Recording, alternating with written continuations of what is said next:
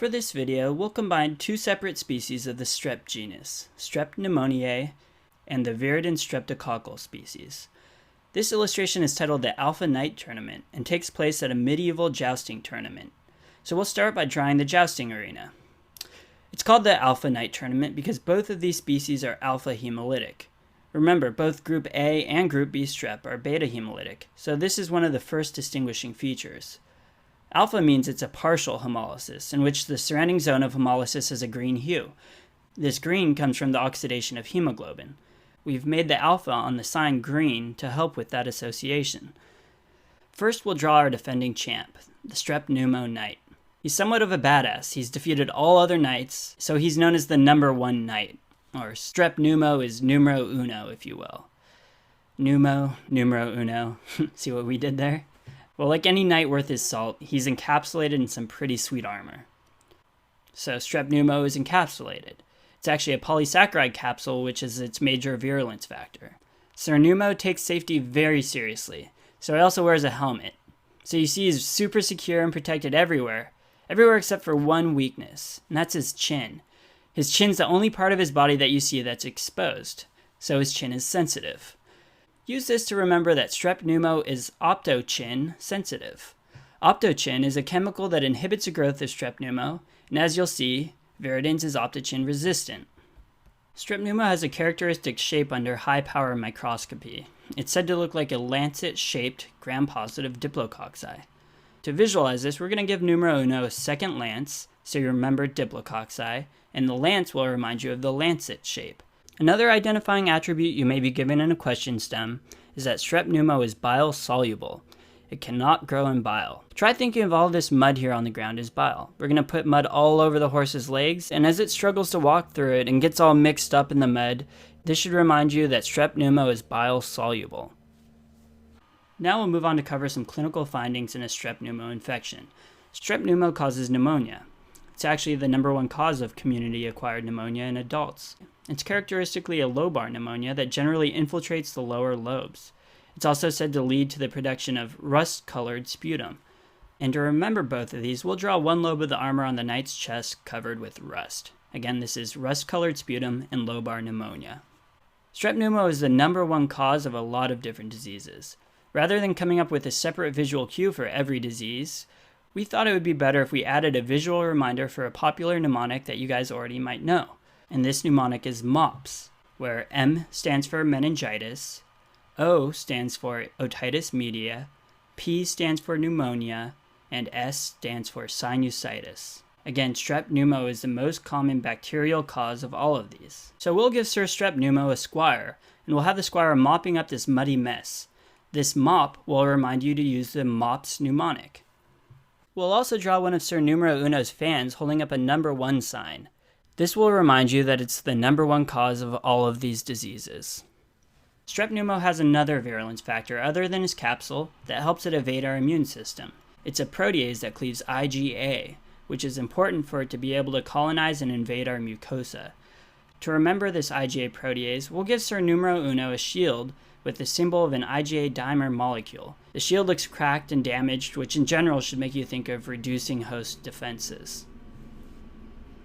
A recurring theme in microbiology is that individuals who have had a splenectomy, or an autosplenectomy as in the case of sickle cell disease, have a greater risk of being infected by encapsulated organisms. This is because the spleen plays a major role in the removal of encapsulated organisms from the body. To help you remember that patients with sickle cell disease are particularly susceptible to Strep Pneumo infections, we'll strap a sickle onto Sir Numero Uno.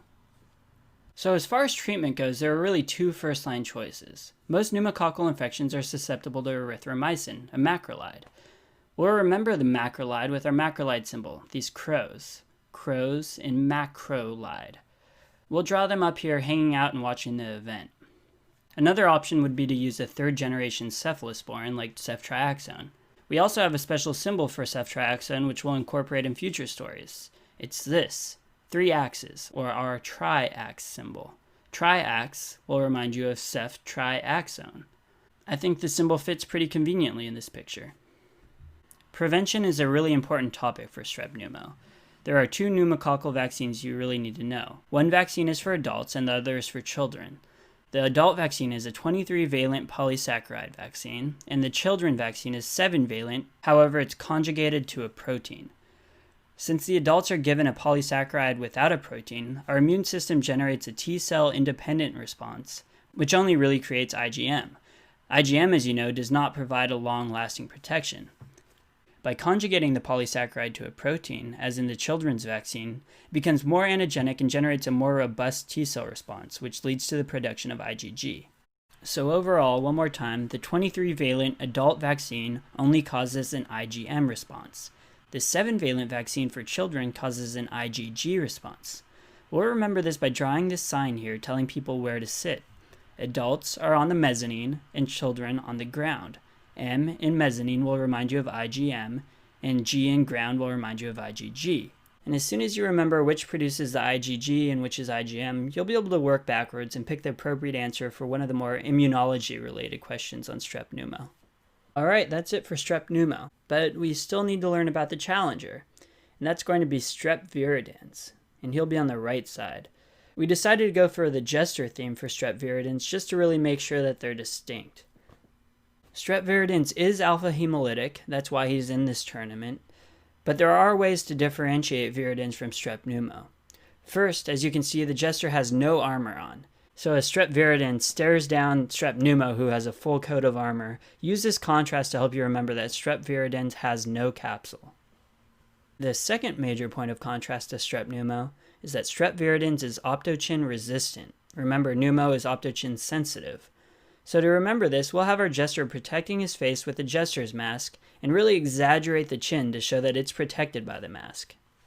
Finally, the last point of comparison, you'll notice how relaxed and confident this donkey looks.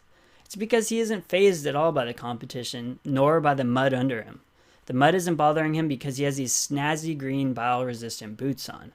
Remember, strep pneumo is bile-soluble, and viridans is bile-insoluble. And keep these bile-resistant boots in the back of your mind because they're going to show up again in the next video. The viridans group, specifically strep mutans and strep sanguinis, are commonly associated with dental caries. To remember dental caries, we're going to give this donkey some really foul yellow teeth. And if a viridans like strep sanguinis gets into the blood, it can cause subacute endocarditis and damaged heart valves. This most commonly occurs in the mitral valve. But before we give you an easy mnemonic to remember that it's the mitral valve that's most commonly affected, let's think about why it's the mitral valve. I said it commonly affects damaged heart valves. Which valve is most likely to be damaged in the general population? The mitral valve. First, there's mitral valve prolapse, which is a very common condition affecting 2 to 3% of the population, and there's also rheumatic fever, which we discussed earlier. So now that you really understand it, we'll add this same mitre hat, or Pope's hat, we used in the strep pyogenes video. Mitre for mitral valve, and we made it look a little damaged too, to remember that viridans only affects previously damaged valves. Now I'm going to walk through the pathogenesis of how strep viridans is able to infect damaged heart valves. Let's say someone with a previously damaged heart valve, like mitral valve prolapse, has their teeth cleaned, and now a bunch of viridans group strep enter the bloodstream, causing a transient bacteremia. Strep viridans is able to adhere to any fibrin platelet aggregates at damaged tissue by creating dextrans from glucose. To remember this, instead of giving the jester a shield to defend himself, we'll just stick a plate to his arm. So this adhering plate will remind us that viridans adheres to platelets, and the jester holding the deck of cards will remind us of dextrans, or dextrans, that are the actual glue that makes them stick to platelets. That's all we have for viridans, and with that we wrap up the strep pneumo and viridans combo, a 2-for-1. Hopefully by putting them side by side will help you remember the differences so that you'll really be able to distinguish them on test day. In the next video, we'll talk about Enterococcus.